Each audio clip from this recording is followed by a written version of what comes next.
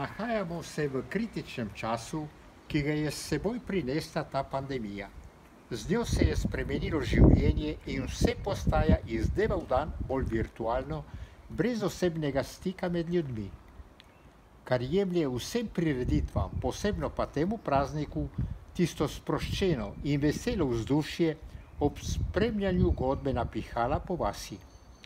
Iz vsega, kar sledi, med znanci in prijatelji o pogovoru, ob izmenjavi misli in pogledov na dogajanje okrog nas in v svetu. Vse to je zamrlo in Bog ve do kdaj. Smo pred tem mrzlim, kamnitim obeležjem, ki nas spominja na padle sovaščane v dveh krutih svetovnih vojnah, ki so v marsičem spremenile svet, a niso prinesli resnične spremembe in tiste svobode, za katero so žrtvovali svoja življenja. Ko slavimo 1. maj, bi se morali vprašati, kako je sploh prišlo do tega praznovanja.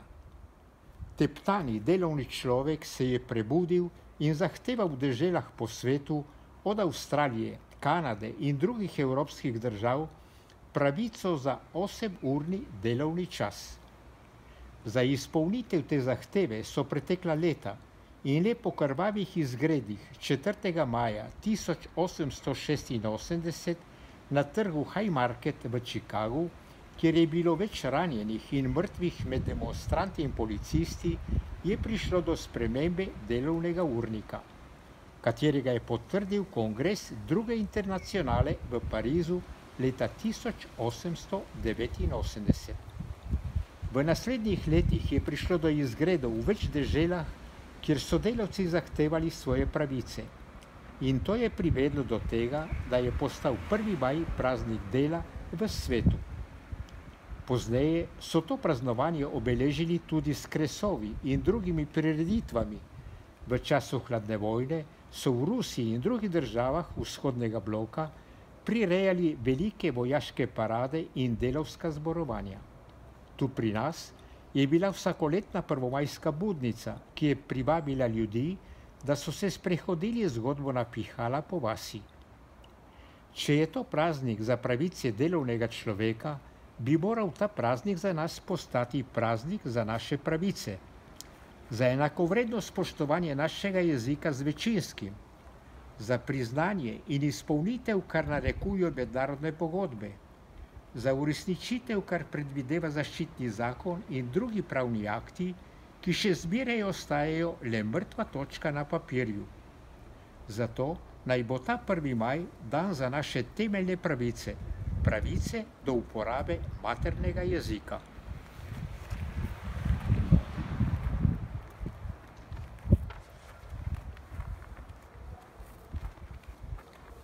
Pavel Vidal, Mornarjev grob. Gladina tam morska v daljavi, sonce žareče utaplja se v njej, na obronku po licu pa solza drsi.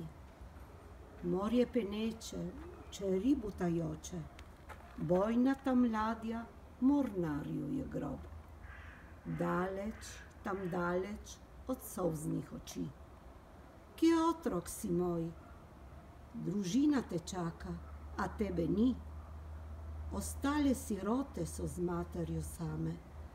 Kamen tam mrzli o tem govori. Mrzel je veter, list je odnašal, materi brisal je solzne oči. Še zadnji pogled na morsko gladino, mati je sinu poslala v slovo.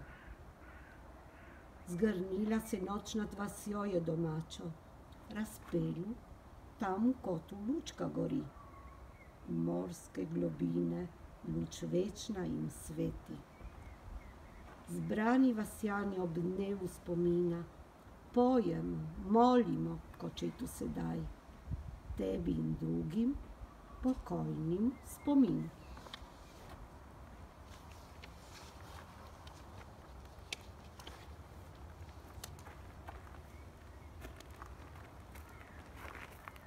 Pokol prve svetovne vojne ni človeka ničesar naučil.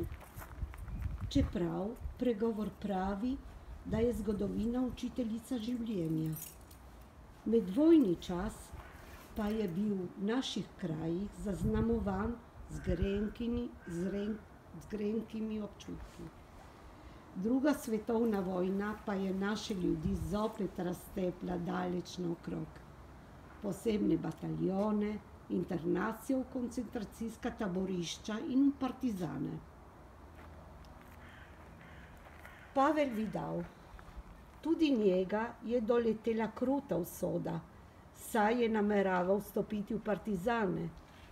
Ovaduhi so to naznanili okupatorju, ki ga je na sveti večer iztrgal njegovi družini ter ga odvedel v taborišče.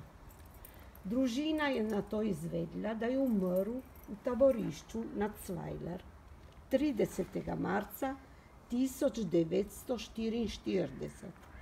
Njegovi otroci, še posebno hčerka Anči, so se vsako leto ob božičnih praznikih spominjali tistega tragičnega dogodka.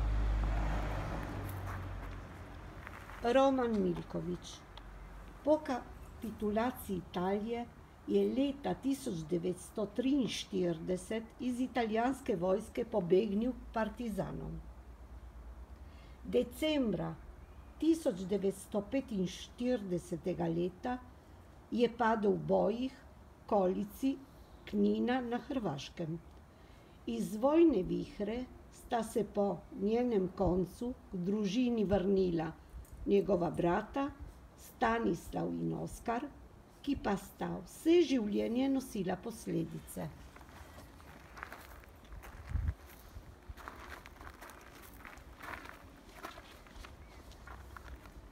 Srečko Kosovel.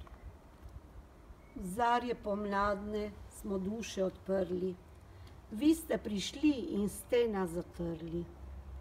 Rdeči snegovi so duše zapali, mi prebudili smo se in vstali.